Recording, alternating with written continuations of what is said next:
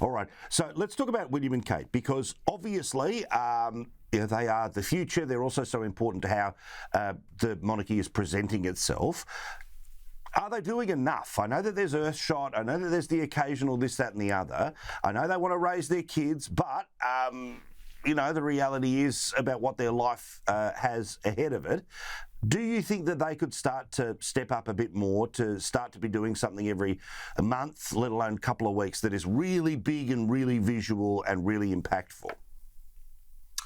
Well, listen, first and foremost, let me sit on the fence with this one before I delve into it, because I think that they have a difficult situation at hand, because they've been pretty much waiting to see what the king wanted to do, whether he would get out to see the realms, shall we say, whether he was come down under for 2 or 3 weeks, out to Canada, where was he going to go in the Caribbean, was he going to go to Europe? So many different things were at play, and I think that they were pretty much handcuffed in terms of their plans. They couldn't decide whether to get over to Australia. Was the king going to go over there first? I know we'd have Princess Anne over a few months ago. However, where is their position within the monarchy? I mean, that seems ridiculous to say that, but they kind of have to fit into a box until the king decides what he's going to do. We've had this transitional year finished now.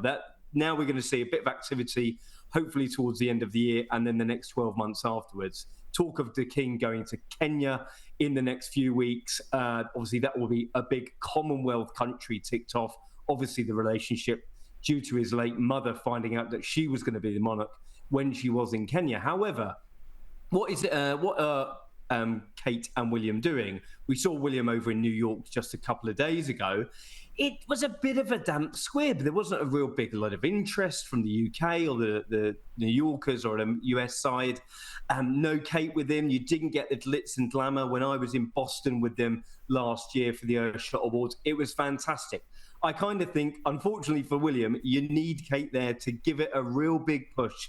Unfortunately, he needs a bit of the glamour. I mean, I get on with him. I think he's a great guy. He's a great ambassador for our country and the Commonwealth. However, without Kate, it's undeniably going to be a few notches down the run of the news list, so to speak. So if she doesn't go to Singapore with him for the next Earthshot Awards, what does that mean? What does it look like? I mean, undoubtedly, they want to create a different environment for their children. They've wanted to be for them during the school holidays and taking them back to school. That's why we didn't get William over to cheer on the Matildas or the Lionesses in the final. And so where does it leave them? Hopefully, we're going to see a bit more activity, because there are sort of rumblings sort of inside and outside the palace wall that are they doing enough? Are the Prince and Princess of Wales stepping up to the plate as we know that they should be? And I guess we just got to wait and see, haven't we? Yeah, I mean, look, international travel becomes a double-edged sword, because as soon as anyone states a public position about the importance of dealing with climate change, well, then immediately it's, well, how many kilometres did you fly and in which private jet and all the rest of it? But the reality is they have to be the advanced team. They have to be the advanced team that make it around the world. And I get that they want to raise the kids as normal as possible. But if one of them's going to be the king and the rest have prince and princess and you live in a castle, it's not entirely normal, no matter how big or small the other thing is. Now, do you put much validity into the reports now that apparently Kate and William just do not care anymore about Harry and Meghan? They're not really planning on responding to things, dealing with things, keeping an eye on what's happening here? I mean, listen, we've all managed to just catch our breath over the last couple of years. I mean, it was literally scandal after infighting after scandal. I mean, we kind of had enough of it, haven't we? And I mean, you can imagine that they have as well. I mean, the fact that is, the train is moving a little bit faster now. We've had the sort of wheels of change grinding into position. Again, the language of Buckingham Palace has changed. We've had the year anniversary of the Queen's passing. And now what are we going to see over the next few months? That includes Harry and Meghan as well. I mean, Harry and Meghan were over in Dusseldorf just a few days ago, again, for the Invictus Games. You saw a bit of it over here. I don't think it was as a big deal as when Harry was within the royal fold, so to speak.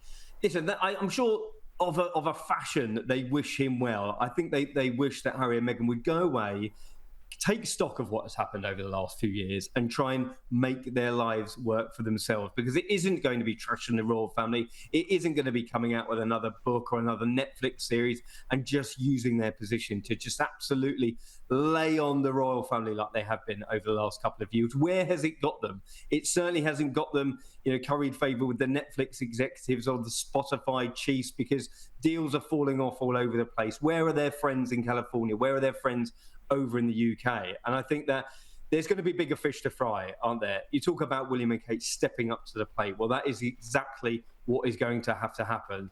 I said about the King being 75 nearly. He's a sprightly 75, but his days of big international travel, of this relentless schedule that he likes to give himself whenever he's touring, are not going to last forever. And it's going to be up to William and Kate to take the mantle. And Harry and Meghan don't fit in the picture when that's concerned.